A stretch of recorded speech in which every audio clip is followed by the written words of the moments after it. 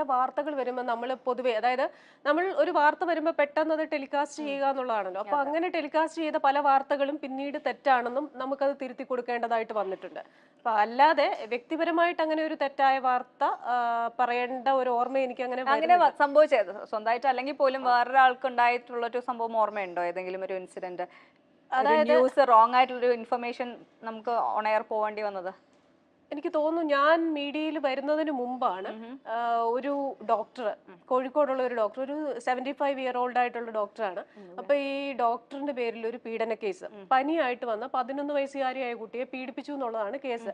അപ്പൊ ഈ വാർത്ത വരുമ്പോൾ ഞാനിങ്ങനെ ആലോചിക്കുന്നുണ്ട്, ഇത്രയും 70-ന് മുകളിലുള്ള ഒരു ഡോക്ടർ, അപ്പൊ അദ്ദേഹത്തിന് അങ്ങനെ ഒരു കരിയർ ഹിസ്റ്ററി ഉണ്ടെങ്കിൽ ഈ എന്തെങ്കിലുമൊക്കെ കേസുകൾ വരാതിരിക്കില്ല. പനി പിടിച്ചിരുന്ന ഒരു 11 വയസ്സുകാരിയോട് അങ്ങനെ പെരുമാറാൻ ഈ പുള്ളിക്ക് പറ്റുമോന്ന്. പക്ഷെ ആ വാർത്ത പലയിടത്തും ടെലികാസ്റ്റ് ചെയ്യപ്പെട്ടു. പക്ഷെ പിന്നെ പിറ്റേ ദിവസമാണ് അറിഞ്ഞത് ഇദ്ദേഹം ചിലരോട് ഫീസ് വാങ്ങിക്കില്ല, വളരെ കുറഞ്ഞ ഫീസ് 50-ൽ താഴെ രൂപയ്ക്കാണ് ഇദ്ദേഹം ചികിത്സിക്കുന്നത്. അപ്പൊ അദ്ദേഹത്തിന് ഒരു പണി കൊടുക്കുക എന്ന ലക്ഷ്യത്തോടുകൂടെ ആരോ ചെയ്ത ഒരു കാര്യമാണെന്ന് ഇങ്ങനെ ഞാൻ പിന്നീട് കേൾക്കുകയുണ്ടായി. അതുപോലെ തന്നെ ഒരു മോട്ടോർ വെഹിക്കിൾ ഡിപ്പാർട്ട്മെന്റിലെ ഒരു വാർത്ത, MBD ഡ്രൈവിംഗ് ടെസ്റ്റിനിടെ പീഡിപ്പിച്ചു എന്ന വാർത്ത. അപ്പൊ ഞാൻ പറഞ്ഞു, ഡ്രൈവിംഗ് ടെസ്റ്റിനിടെ എന്തായാലും പീഡിപ്പിക്കാൻ ഒരു സ്കോപ്പ് ഇല്ല. കാരണം നമ്മൾ ഒരു ഡ്രൈവിംഗ് ടെസ്റ്റിന് ഒന്നിലേറെ കാൻഡിഡേറ്റ്സ് ആണ് അതിനകത്തിരിക്കുന്നത്. ആകെപ്പാടെ നമുക്ക് കിട്ടുന്ന കുറച്ച് സമയം, അതിന്റെ ഇടയിൽ അതിനൊരു സാധ്യത കുറവാണ് എന്ന് അതും അന്വേഷിച്ചപ്പോ ഈ പറയുന്ന എന്തോ ഒരു മണൽ മാഫിയയുമായിട്ട് അദ്ദേഹത്തിന് ഒരു തർക്കമുണ്ട്. എന്നാ പിന്നെ ഇയാൾക്കിരുന്നോട്ടെ ഒരു പണി എന്ന് വെച്ച്. അപ്പൊ ഇങ്ങനെ പല രീതിയിലും വാർത്തകൾ വരാം. അപ്പോ ഇങ്ങനെ വാർത്തകൾ വരുമ്പോ ചിലപ്പോ പെട്ടെന്നത് വാർത്തകൾ ചിലപ്പോ ചിലർക്ക് കൊടുക്കേണ്ടതായിട്ട് വരും. പക്ഷെ അതിൽ തിരുത്തലുണ്ടെങ്കിൽ നമ്മളെ സംബന്ധിച്ചിടത്തോളം നമ്മൾ ഏത് വാർത്ത തന്നെ, ഇപ്പം ഈ പറയുന്ന മുഖ്യമന്ത്രിയുടെ ദുരിതാശ്വാസ ഫണ്ടുമായിട്ട് ബന്ധപ്പെട്ട വാർത്തയുണ്ട്, നമ്മുടെ ചീഫ് എഡിറ്റർ തന്നെയാണ് പറഞ്ഞത് അതിൽ ഞങ്ങൾക്ക് ഇങ്ങനെ ഒരു ഇത് പറ്റി, ഞങ്ങൾ ഉദ്ദേശിച്ചത് അതല്ല, ഇതാണ് ഈ പറയുന്ന പോലെ എസ്റ്റിമേറ്റ് ആണ്, അല്ലാതെ ഈ പറയുന്ന ചെലവായ കണക്കുകളല്ല. അപ്പൊ നമ്മൾ ഏത് കേസിലാണെങ്കിലും നമുക്ക് അങ്ങനെ ഒരു ചീഫ് എഡിറ്റർ ഉണ്ട്. കാരണം നമുക്ക് അബദ്ധം പറ്റി എന്ന ചങ്കൂറ്റത്തോടു കൂടെ തന്നെ, എന്ന് പറഞ്ഞാൽ അബദ്ധം പറ്റിയെന്ന ചങ്കൂറ്റത്തോടെന്നല്ല, അത് സമ്മതിക്കാനുള്ള ചങ്കൂറ്റം അദ്ദേഹത്തിനുണ്ട്.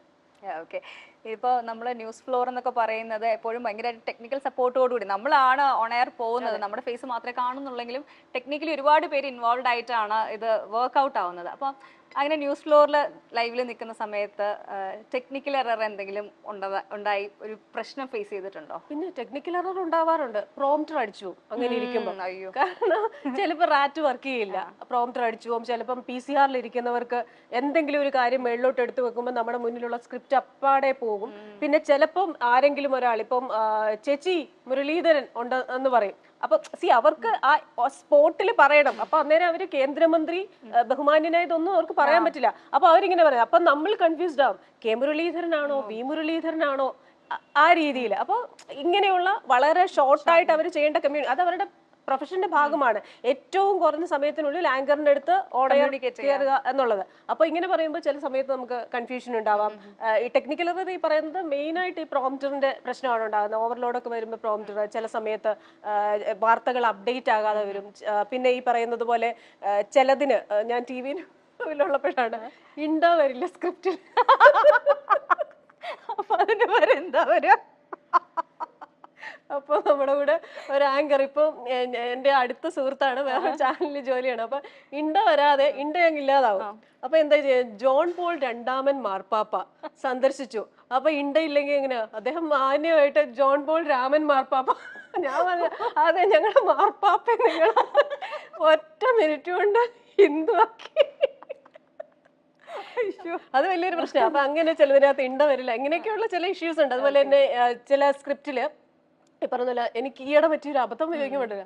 ഞാൻ എന്തൊക്കെയോ, അതായത് തലേ ദിവസം വളരെ കുറച്ച് സമയം 2 മണിക്കൂർ ഉറങ്ങിയിട്ട് ഇതുപോലെ തന്നെ വായിക്കുകയാണ്. അപ്പോ ആരോപണം എന്നുള്ളതിന് ഹെഡ്സിലാണ് ആരോ, മുകളില് പണം താഴെ, ഞാൻ ആരോ പണം. പിന്നെ ഞാൻ എന്താ ഞാൻ ഈ വായിക്കുന്നത്, പെട്ടെന്ന് ആ ഫ്രാക്ഷൻ ഓഫ് എ സെക്കൻഡ് നമ്മൾ കറക്റ്റ് ചെയ്തു. പക്ഷെ എന്നാൽ പോലും ഈ പറയുന്നത് പോലെ ഉള്ള പ്രശ്നങ്ങൾ വരാം. അതുപോലെ സംഖ്യകള് 1110-ന്റെ 10 ചിലപ്പോൾ താഴെ വരാം, അല്ലെ കട്ടായിപ്പോ. അപ്പൊ നമുക്ക് ഇമാജിൻ ചെയ്ത് പറയാൻ പറ്റില്ല. ചിലപ്പോൾ ജനസംഖ്യ ആയിരിക്കും, ചിലപ്പോൾ പെർ ക്യാപിറ്റ ഇൻകം ആയിരിക്കും, അങ്ങനെ എന്തെങ്കിലും ആയിരിക്കാം. പക്ഷെ അങ്ങനെയൊക്കെയുള്ള ചില സാങ്കേതികമായ പ്രശ്നങ്ങൾ. പക്ഷെ നമ്മുടെ ഒരു ടീം എന്ന് പറയുന്നത് വളരെ ആക്റ്റീവ്, IT ടീം. ഇമ്മീഡിയറ്റ് ആയിട്ട് അവര് പെട്ടെന്ന് വരും, നമ്മളെ പാനിക് ആക്കാതെ അവരെന്തെങ്കിലുമൊക്കെ ചെയ്ത് എത്രയും എത്രയും പെട്ടെന്ന് തന്നെ അവർ കറക്റ്റ് ചെയ്ത് തരാറുണ്ട്. അതുകൊണ്ട് അങ്ങനെ ഭയങ്കരമായിട്ട് അങ്ങനെ അപ്സെറ്റ് ആയി പോയി അല്ലെങ്കിൽ ഇഷ്യൂ പണി കിട്ടി ഭയങ്കരമായിട്ട് ഫീൽ ചെയ്ത ഒരു ഇൻസിഡന്റ് ഇതിലേതായിരിക്കും?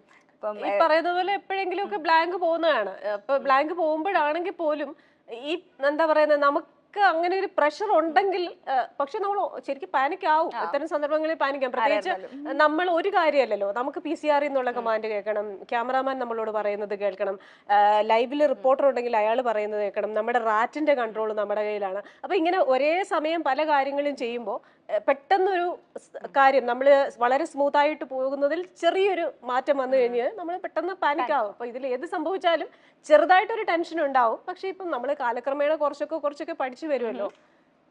അപ്പൊ ഈ ടെക്നിക്കൽ ഇഷ്യൂസ് ഒക്കെ മാറിക്കഴിഞ്ഞിട്ട് തന്നെ നമ്മൾ അടുത്ത ക്വസ്റ്റ്യനിലേക്ക് ഞാൻ പോവാണ്.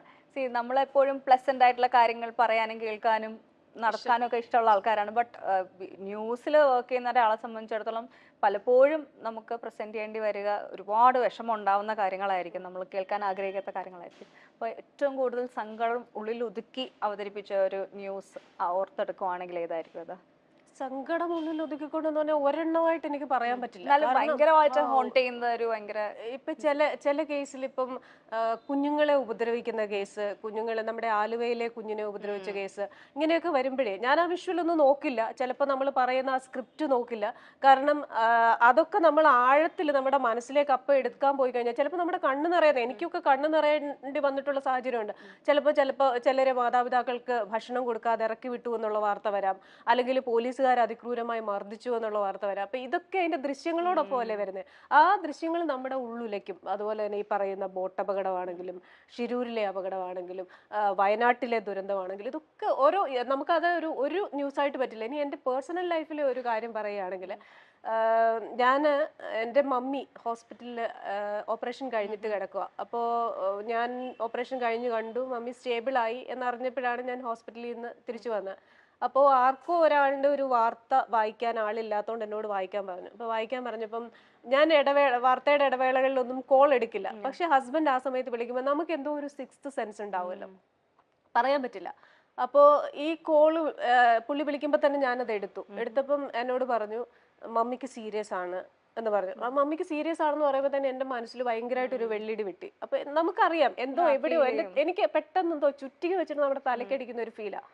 പക്ഷെ ആ ഇടവേളയ്ക്ക് ശേഷം വെൽക്കം ബാക്ക് പറഞ്ഞു, ചിരിച്ചുകൊണ്ട് തന്നെ നമസ്കാരം എന്ന് പറഞ്ഞു. എനിക്കറിയാം എൻ്റെ മമ്മി പോയി എന്നുള്ളത്, ആ ഒരു ഫീൽ എൻ്റെ മനസ്സിലുണ്ട്. പക്ഷെ ചിരിച്ചുകൊണ്ട് ആ ബുള്ളറ്റിനെ അവസാനിപ്പിച്ചു. നേരെ ഇറങ്ങി SKN സാറിനോട് പറഞ്ഞു, സാർ മമ്മിക്ക് സീരിയസ് ആണ്. സാർ പറഞ്ഞു വേഗം പൊക്കോ, വണ്ടി വേണോ? ഞാൻ പറഞ്ഞു വേണ്ട, ഞാൻ പൊക്കോളാം എന്ന് പറഞ്ഞു.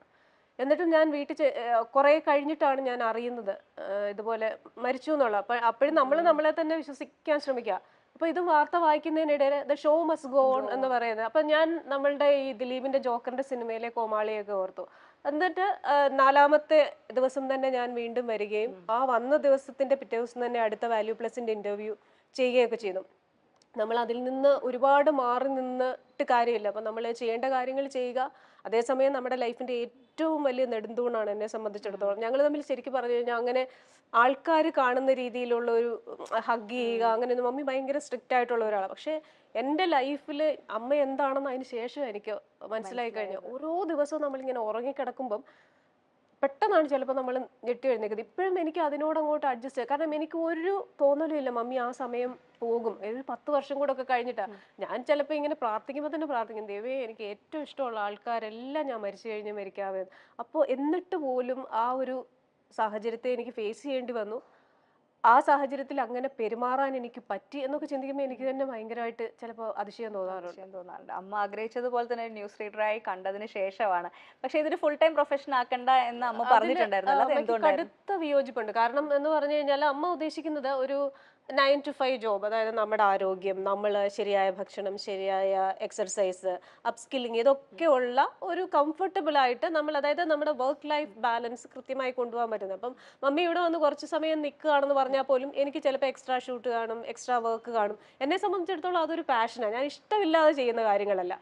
ഇഷ്ടമില്ലാതെ ഇപ്പം എന്നെ കൊണ്ട് കഴുത്തിന് പിടിപ്പിച്ച ആരെങ്കിലും ഇന്ന ഷൂട്ട് ചെയ്യണം എന്ന് പറയാം. പക്ഷെ ഒരു കുഞ്ഞു കാര്യം, ചിലപ്പോൾ ഒരു മാർക്കറ്റിംഗ് സ്റ്റോറി ആയിരിക്കും, അതിനകത്ത് നമ്മൾ നമ്മുടെ ഹൃദയമോ ഒന്നും ഇടേണ്ട കാര്യമില്ല. പക്ഷെ അതിൽ പോലും അത് എനിക്കത് എന്താ പറയുന്നത്, അതിന് ഏറ്റവും പെർഫെക്റ്റ് ആയിട്ട് ചെയ്തെങ്കിൽ എനിക്കൊരു മനസ്സമാധാനം വരത്തുള്ളൂ.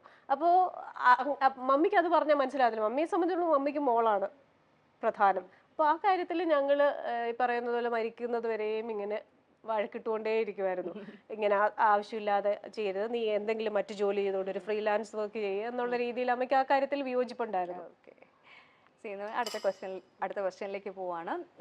നമുക്ക് എപ്പോഴും നമ്മളുടേതായ ഐഡിയോളജീസും നമ്മുടെ പ്രൊഫഷണലിസം കീപ്പ് ചെയ്ത് നമ്മൾ പല കാര്യങ്ങളും മാറ്റി വെക്കേണ്ടി വരാറുണ്ട്. അപ്പോൾ പേഴ്സണലി ഭയങ്കരമായിട്ട് ദേഷ്യം വന്ന് പ്രതികരിക്കണം എന്ന് മനസ്സ് പറഞ്ഞുകൊണ്ടിരിക്കുമ്പോഴും പ്രൊഫഷണലിസം കീപ്പ് ചെയ്ത് കൺട്രോൾ ചെയ്യേണ്ടി വന്ന സിറ്റുവേഷൻസ് ഏതെങ്കിലും ഓർത്തെടുക്കാൻ പറ്റുമോ?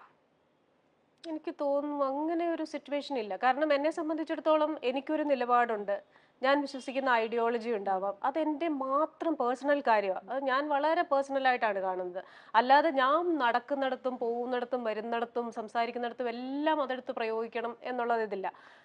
അത് ഞാൻ എൻ്റെ കാറിൽ വന്നിറങ്ങുമ്പോൾ KL36E8586 എന്ന് പറയുന്ന ബ്ലൂ ബലേനോ കാറിൽ ഇറങ്ങുമ്പോൾ ഐഡിയോളജി, നിലപാട്, ഇങ്ങനത്തെ കാര്യങ്ങൾ ആ കാറിൽ വെച്ചിട്ട് ഇറങ്ങുന്നത്, അതായത് എൻ്റെ പേഴ്സണലായിട്ടുള്ള. പക്ഷേ ഒരു വിഷയം വരുമ്പോൾ, ഇപ്പോൾ ഒരു കുഞ്ഞിനെ അനാവശ്യമായിട്ട് ഒരാൾ തല്ലി എന്ന് പറയുമ്പം എന്തായിരിക്കണം നമ്മുടെ നിലപാട്? ആ തല്ലിയ ആളിനെതിരെ പ്രതികരിക്കുക എന്നുള്ളത്. അപ്പോൾ വിഷയാധിഷ്ഠിതമായ നിലപാടെടുക്കുക എന്നുള്ളതാണ്. കാരണം അവിടെ എന്താണോ നീതി അതിന്റെ കൂടെ നമ്മൾ നിൽക്കുക എന്നുള്ള. അല്ലാതെ ഒരു കുഞ്ഞിനെ തല്ലുമ്പോൾ നീ 2 എണ്ണം കൂടെ കൊടുക്കുക എന്ന് പറയുന്നതായിരിക്കരുത് നമ്മുടെ നിലപാട്. പക്ഷെ നമ്മുടെ രാഷ്ട്രീയം എന്ന് പറയുന്നത് ഒരിക്കൽ പോലും വാർത്തയിലോ അത് റിഫ്ലക്ട് ചെയ്യാൻ പാടില്ല. കാരണം അത് റിഫ്ലക്ട് ചെയ്ത് കഴിഞ്ഞു കഴിഞ്ഞാൽ നമ്മൾ എന്താ പറയുന്നത്, പിന്നെ ഒരു ജേർണലിസ്റ്റ് എന്നുള്ള പേരിന് നമ്മൾ അർഹരല്ല എന്ന് ഞാൻ വിശ്വസിക്കുന്നു. അതൊക്കെ നമ്മുടെ പേഴ്സണൽ ആയിട്ടുള്ള ഒരു കാര്യമാണ്. ഇന്നത്തെ കാലത്ത് സിനിമാ താരങ്ങളെ പോലെ തന്നെ വാല്യൂ നമ്മൾ കാണുന്ന ആൾക്കാരാണ് വാർത്താ അവതാരകർ. ഇവരെത്തുന്ന വേഷവും ലുക്കും എല്ലാം തന്നെ ശ്രദ്ധ നേടാറുണ്ട്. സിനിമാ താരങ്ങളെക്കാൾ ഒരു പടി മുകളിൽ ഇവർ വൈറൽ ആകാറുണ്ട് എന്ന് പറഞ്ഞാലും തെറ്റില്ല.